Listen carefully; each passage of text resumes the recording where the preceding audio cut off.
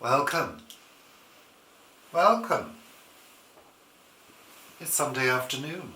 How lovely for you to join us here on the sofa for another episode of Sunday Chat. There we are. Are your lips chapped? No, they're not chapped. I'm just applying Vivibar. No, as I've said, they only get dry when I've just cleaned my teeth. Oh, right, yeah. And I apply lip balm in the morning and then usually at lunchtime. That's the reality. There we are, yeah. So there we are.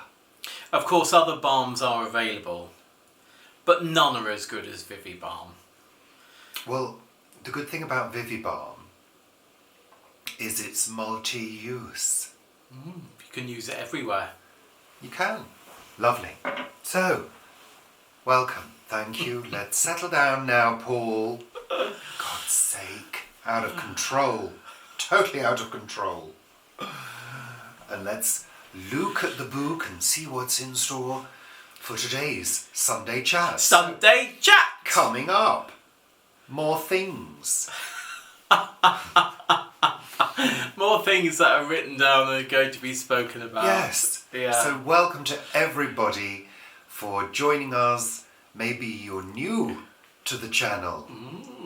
Le nouveau pour le Chanel. And you're wondering what the hell is going on. Well, this is how we rock and roll. Yeah. We just talk about the week. Yeah? That's it. That's it. Nothing miraculous, nothing sensationnel. Well... Just normal old, boring old life. Yeah, our life. Yeah, which boring is old our life. normal, old and boring. Yeah, yeah. Yeah. Apart from you, you're still young and boring, aren't you? I'm 39. Yeah. Yeah. I like how your voice cracked then, Paul. Yeah. Yeah.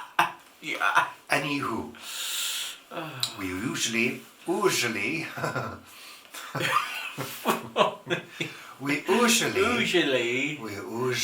O-O-J-I-L-L-Y. Usually. we usually, I can't even say it properly now. We usually start off... with the weather! Excuse me, that's my line. The script clearly says, Richard. Oh, yeah. Oh, yeah. We usually kick off with Rich and Paul's weather report. So, Paul, tell us, what has the weather been like this week? Well, it's been quite disappointing, hasn't it, really? Yes. And I have to say, my tongue got in the way then. Yeah, My yeah. mouth. I think sometimes your head gets in the way as well. Yeah. Your head will get in the way of that door in a moment, Paul. What was I saying? No, I have to say, before we continue with Rich and Paul's weather report, they are saying Who's that the power, the weather gods, they're saying meteorologists. that they're saying that it was the warmest May on record. No, they're not saying that. They're saying it's What were they saying? one of the warmer Mays on record. How did they work that out? Pray tell. Well, the thing is, you see, what they do is they generally take the warmest across the 4 nations of the UK, and actually Scotland throughout May was warmer than southern England. So that's what happened. So where Scotland was sort of basking in, you know, warmer weather than we were sort of really chilled to the bone. And that's, I think, what happens when you break it down into counties and more local areas. It gives a very different picture. Well, I don't personally believe it because it's been bloody cold and it still bloody is cold. And, you know, when they say warmer, that could be like 0.1 of a degree warmer. Oh, it could be. It could be. Which is not particularly significant. I think it's usually like a degree or more warmer. I mean, it's like we thought that the rainfall in the UK for us here was particularly high in May, but it turned out not to be. So yeah, it's odd. It's odd. I think they should just start asking the people what they think. Ask the people what their weather is. Yeah. I mean, there are weather apps when you can actually report, oh, it's raining or it's this amount of degrees or things. You can do that in certain weather apps. I think AccuWeather has that. Who's going to be doing that every day? Well, people might. If you ask the people, they're going to say May's been horrible. May's been wet and cold and nothing's growing. But they asked somebody who was Scottish. Poor. And they said they'd had a particularly nice May. So there we are. It depends who you ask. But you're nicely wrapped up there, I see. Well, one has to wrap up warm and appear fashionable at the same time. I just try and stay warm. That's it. I have no fashion doodah thingy. You don't have to tell them. They know. Let's move on. Dear. So it's been cool, there's been some sun. Why don't you give me fashion tips? We could go shopping. Not that we buy clothes or anything, but we could go shopping and you could give me fashion tips. Why don't I? Because I don't want to. CBA.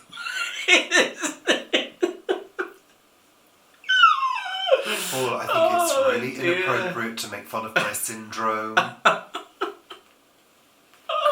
it's a thing. Oh dear. It's real. Yeah, it's real.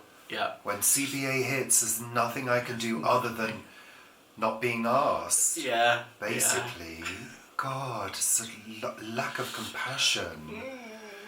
Anywho, let's move on. The interesting shall news we? is that this week it's going to get a little cooler. As we get towards Midsummer's Day. Flaming June. I mean, ridiculous. No. Ridiculous. I think actually we had some hotter days in February this year than we actually have had so far in June. Yeah, there we are. Have you finished? Yeah. Good, I'm glad. Let's move forwards. We had a walk at Kew. If you go and look at my daily vlogs, you'll get the lowdown on that. We enjoyed that walk, didn't we? We were in need of a walk. We really were, because, I don't know, we've just not been able to get out for our walks recently. It's, life has conspired against us. Yes, it has. It has. As it often does for everybody. There's other shit to do. Absolutely, yeah.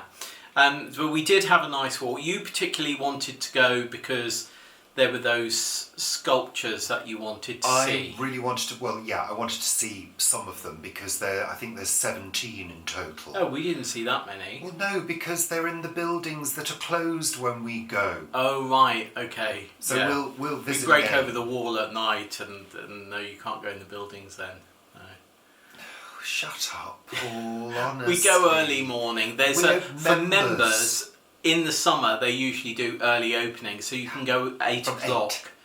But the buildings aren't open at 8. No, they're not. So you can't see anything inside. No. Which is fine. But yes, we went for the Mark Quinn exhibition, which is called Light into Life. And it is a series of large sculptures, some of them highly reflective. Mm-hmm. So they sort of play tricks with the eye. Distorting. I'll distort you in a minute permanently. Playing tricks with the eye, distorting images, reflecting light in a way that is just absolutely fascinating. For example, one of the sculptures looked invisible because of the way it was mirroring the gardens. Yeah, I'll give you that. I loved it. I thought it was great, but we only saw a few of them. So we'll go back and see the rest at some point. I wasn't that impressed. I wasn't, no. Well, I thought they were very sort of aggressive feminine forms, if you see what I mean, of the sort of reproductive area. Yeah, very sort of vulvic in ways. I thought they were quite. I liked the one. I liked the one with the bee. It was like a big. Like a bee eater eating something. I quite liked that one from one side, but I didn't particularly like it from the other side. They kind of look like flowers to me. Right. Well, yes. There we are. Exactly. Exactly as I say. Yeah. Reproductive. There we are. Yeah.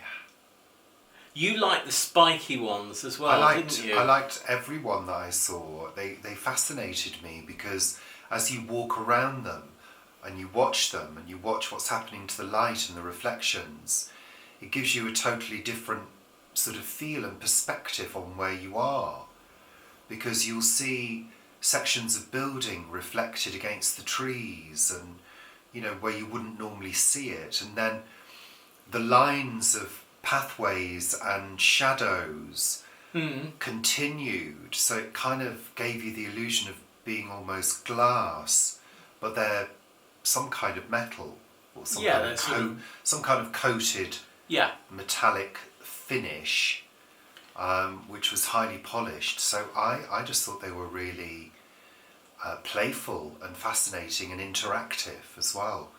I think very often sculptures aren't particularly interactive, which is why they have to put signs on them saying, do not climb. Because people look at them, kids look at them and think, what can I do with that? Oh, I can climb on it. Whereas these things, you can watch reflections and walk around and see how the light changes. My favourite bits of sort of art there have been those faces where you go around the corner and suddenly there's this huge face and they'd move them around the gardens. Do you remember that? Yeah. I really like that. Yeah. There is quite a nice one there of a big red orchid. And what's interesting about it is it's made of brass, but it's painted in red car paint. I thought that was quite a good one. Particularly from a distance. You said to me, come and have a look over here and stand here. And actually from a distance, it must have been about 250 metres. It did look really huge and intriguing in the landscape. Well, I guess they paint it with car paint because it's probably one of the most hard-wearing paints you can use. Yeah. I would have thought. Yeah. Interesting. Will weigh several tons. I mean, it was like 4 metres wide by about 5 metres high. It was big. Yeah. So, if you get down to Kew, this exhibition is running until September, I believe. So we'll definitely be seeing it again. Definitely. I wasn't impressed by the Henry Moore when we went to the Henry Moore years ago. That there were several Henry Moore there, weren't there? And there was a Henry Moore there for quite some time, wasn't there? Yeah, but then they got others in as well, didn't they? They did a whole exhibition of them. Because we went quite a few times and it was always in that place, wasn't it? Yeah. And it was sort of like Reclining Woman 96 or something, you know. Yeah. Well, you've got to be into that kind of art to enjoy it. I mean, you know, it's just about looking at something and seeing how it makes you feel. And if it makes you feel like that, it's done its job, hasn't it? Yeah, pretty easy then. Yeah. Anyone can be an artist. Yeah, all right, shush now, Paul. God, so negative sometimes. Really. There were a lot of grasses in a particular area, which was nice. I talk about that in the Week at the Plot. Oh, that's Paul's Week at the Plot. Which you won't be able to see until tomorrow. That you can see tomorrow. Yeah. So let's move on now. Come on. Unless you're on Planet Vegetaria. Shush now. Yeah. God. Honestly, Paul. So, had my niece staying with us over the weekend. That's Sophie Stock from Sophie Stock Art. I'll put a little link in below. And Sophie specialises in animals, companion animals, pets, and does different styles of painting and drawing. She does the most incredible what they called. Lifelike. Yeah. Yeah, is it lifelike? That's not the word. No, it's That's not the word. No, but word. it's very detailed pencil drawings of animals. Very, very detailed. God, there is an expression. I can't remember what it is. Almost like a photograph, you know. And she also does quick, quirky sketches, and she's at an event today in London. Which is why she was staying with us yesterday. Which is why she was staying. It was lovely to see her, so that was good. And she's going to be coming down again a couple of times. Later in the year. Later in the year, that's right. So, Paul, you wanted to talk a little bit about the Great Green Barn. So now that the Anne Reid Cabaret is finished, what's next for the Great Green Barn, Paul? What's coming up? What's in store? What's the plan? Etc., etc. I'm going to have my tea now. I'm having a tea break. Yeah, to warm yourself up. Why not put the kettle on while Paul's talking? And make yourself a tea. Oh, yeah. So we're planning what is going to be happening in the Great Green Barn. So we're going to be putting on more events there. And the venue is also available for use by the local community and organisations. I think it would be a great training venue. We're looking at doing courses there as well. We're looking at doing cookery courses. Sarah Stanley Mosaics, who is a local mosaicist to us, she used to have my first plot at the allotment, so I took over her plot when she gave up. We're going to be asking her to come and do a weekend course of doing mosaics down there. Oh, that would be really good. And she's fabulous. She's really, really good. So yeah, it's a whole host of different things that we're looking at. There's another very local artist to us, or she's a performer.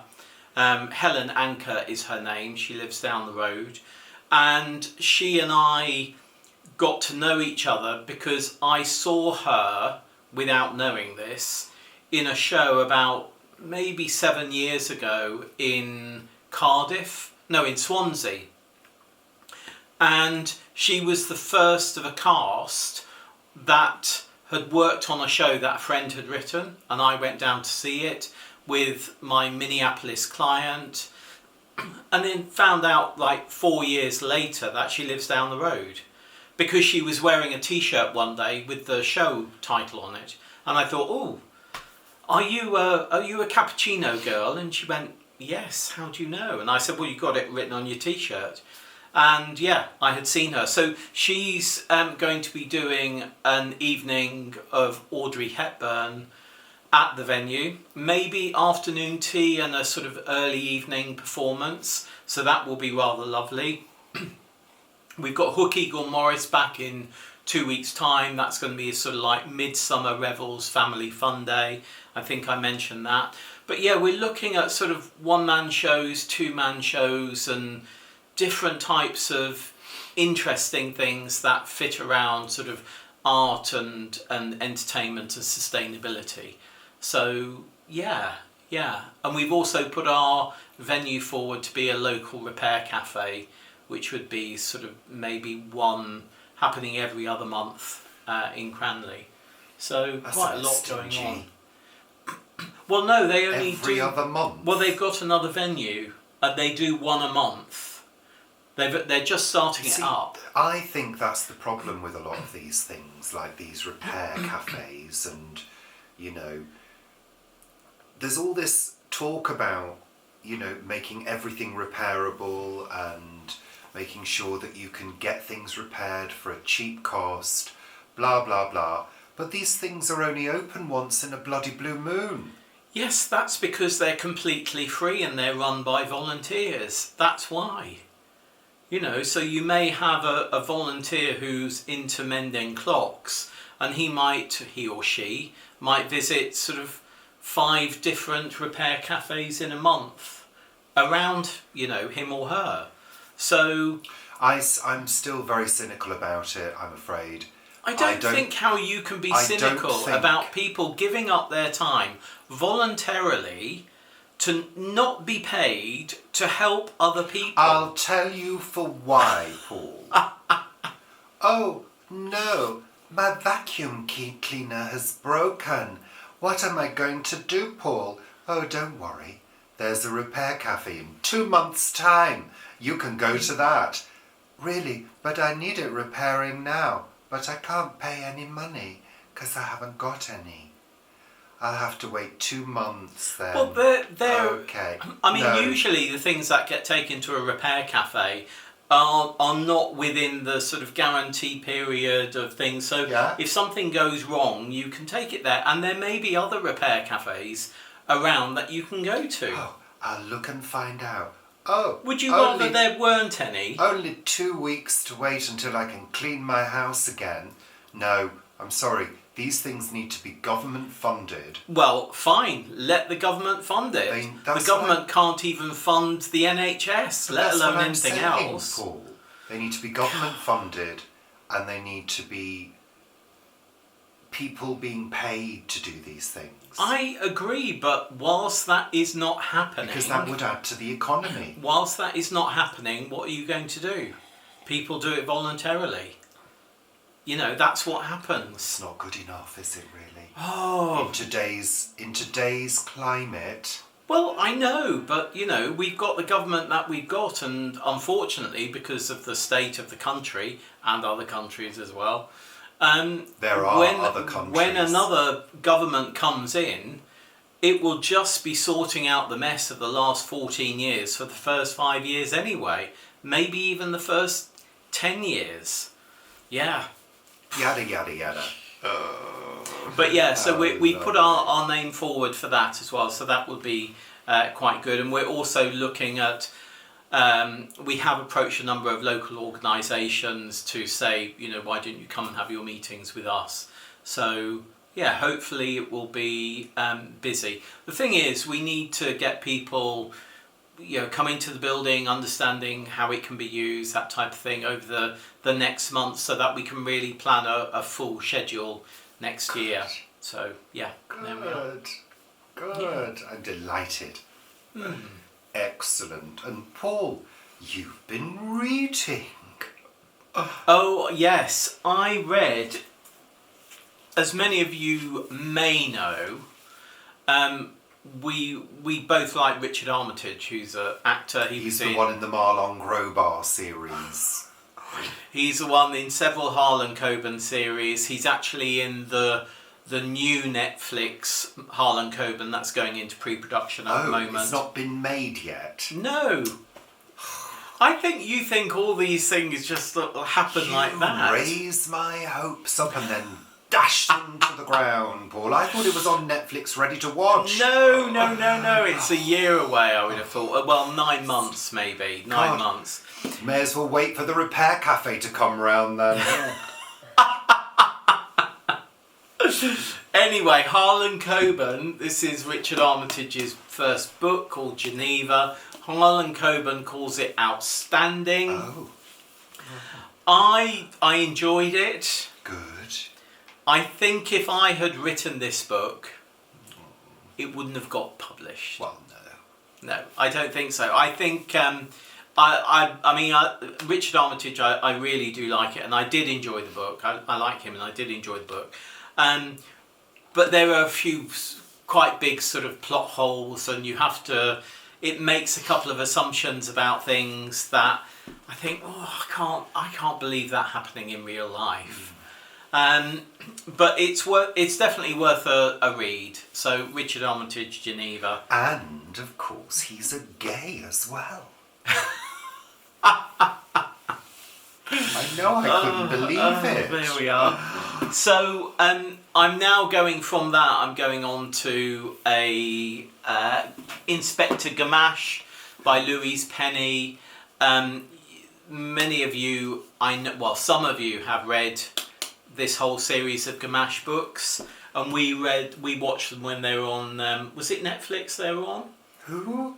Three Pines. Oh, 3 pints. Yeah, I enjoyed that. That was nice. Different, unusual. Yeah, unfortunately cancelled after the first series. Come on, Paul, keep the kettle boiling because yeah, the light that's might it. run out, That's and I it. don't want to time travel into the future.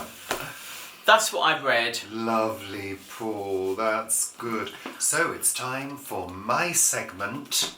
Oh yeah, you. Because you've had your segments now. You. 20 billion of them. Yeah. Oh, pardon me. You are such a heartless pig. I do apologise. I drank my tea too quickly. As long as it doesn't Right. make you do that the other end. What's the date today? 9th of June. 9th of June already. Here we go. I mean, honestly, we're almost halfway through the year. Shh. Just another 3 weeks and we will be. I'm frightened now. Oh, God, what? It is. Barmecide. Oh, I know this. Barmecide. Barmecide. I don't know how to pronounce it. Okay. Barmicede. Yes. Oh. No, Mecide. Barmecide. I do know this. Right, let's read it, shall we? Shush, everybody, listen. In the 1001 Nights, the tale is told of a prince, Barmecide, in Arabic, Barmaki, who invites a beggar into his home and proceeds to feed him a variety of lavishly described but entirely imaginary dishes, mouthfuls of air that the beggar pretends nonetheless to enjoy. So in English, a Barmecide has come to mean a person who offers imaginary benefits, and a Barmecide feast means an insincere or illusory generosity. This, you might think, is slightly unfair since the original story has a happy ending. The beggar, pretending to be drunk on the imaginary liquor the prince has served him, punches his host and then, by way of an apology, says that he shouldn't have served him so much alcohol. The prince bursts out laughing and they become excellent friends. So Charles Dickens, who died on this day in 1870, arguably used the term more justly in his American Notes. He wrote of Washington, D.C. that it was a Barmecide feast, a pleasant field for the imagination to rove in. That's lovely, Richard. I did actually know that. Oh, did you? Yeah, I completely forgotten I it. actually knew that. I remember reading the Whatever. the Arabian Nights years and years and years ago. Whatever, Paul. And of course, another word for or phrase for Barmecide is the Conservative Party, who offer everything and give nothing. Thank you, Paul. There we Thank you for that slice of political angst. And of course, Rishi Sunak is Barmeciduous. So let's move on to the final segment of the week. And it's what have we watched on television this week? Been quite a lot this week. Lots of different things, haven't we? Oh, your beard is very sharply trimmed. How nice. Carry on, Paul. So we watched part of the Anne election debate. It had the 7 main parties of the United Kingdom on it, and I thought the Greens did very well. I think the Lib Dems did very well. Everybody else was just ridiculous. I'm and not of course, voting Reform, for anybody other than the smaller ones. Good. Because I don't want to ensure. Ensure. That's what I said. To ensure that Labour. Ensure. Sure. That's what I said. Ensure. I don't want to ensure that Labour gets in. I'm not in it for that. I want the Conservatives gone completely out of the picture. Not in opposition. We don't want them in opposition. We need somebody else in opposition now. Don't we? That's interesting because if you don't want them in opposition, you should vote for a different one. But anyway, it isn't one that you would vote for. So, yeah. Well, I'm voting for either the Lib Dems or the Green Party. I have to say, I think both of those parties are running good campaigns. They are. And they're running honest campaigns as well. And they're speaking sense. They're making sense with what they say, whereas the other parties don't make any sense. Anywho, this is not a political channel. No. So, carry on. Because nothing But we're not really Conservatives, matters. even though this isn't a political channel. We're not. No, God, no. no. Absolutely God, not. no. You see, actually, coming from Guernsey, I am a sort of through and through Conservative because Guernsey, coming from Guernsey Macclesfield. Is. Absolutely. There we I are. should be a Conservative, but I'm certainly but we're not. So there we are. Yeah. Certainly not. So, we finished Outer Range. Yeah, didn't really we? enjoyed that. I can't remember what happened at the end. Don't say anything. Maddie. There was a Maddie collision at the end. Maddie? So, who's Maddie? Amy. Exactly. Yeah, not Maddie. Yeah, doesn't matter. Maddie was something Move else. on. So yeah, there is one more series. I think I said this last week. I quite like the fact when the streaming giants, as they are now, are saying, this needs to finish in 3 seasons, or this has got 2 more seasons and it needs to finish. Lovely. So I do like that. Good. Keep kettle boiling. We also watched Question Time and Have I Got News for You? So we're sort of enjoying any political discussions that maybe occur at the moment, because even though we're not being swept up into the election fever, and I have to say there's not been one party knocked on the door. Well, no, because they know this House votes one way or another, and well, they seem to think I'm a member of the Green Party. Yeah. They came to the door. Seeing as you're a member of the Green Party, I said I'm not. Who on earth told you that? Well, you're on our list. This was many years ago. I was on their list. We haven't had anyone knock on our door in political terms for quite a while. Well, they should. I think it's remiss of them. We watched The Hotel Inspector. We continue with that series, which is I went to a hotel years ago and now I'm revisiting it. Yeah, the last 2 show. have been revisits. And I think it's always interesting to do that, apart from, of course, the first 3/4 of the programme, which is an hour long. You get everything that happened last time, and then the last 15 minutes is, let's have an update. To be honest, I'm kind of over that show now. I really am. I think it's think beginning to look a bit dated now. They're scraping the barrel now. And the way it's edited to make it seem more edgy is just so obvious. Yeah, it it's really a bit frustrating. Yeah. Yes. We tried Atlas with Jennifer Lopez. with J-Lo. Yeah. What's her name? Jennifer J-Lo? Lopez is her name. J-Lo. Her name is Jennifer Lopez. I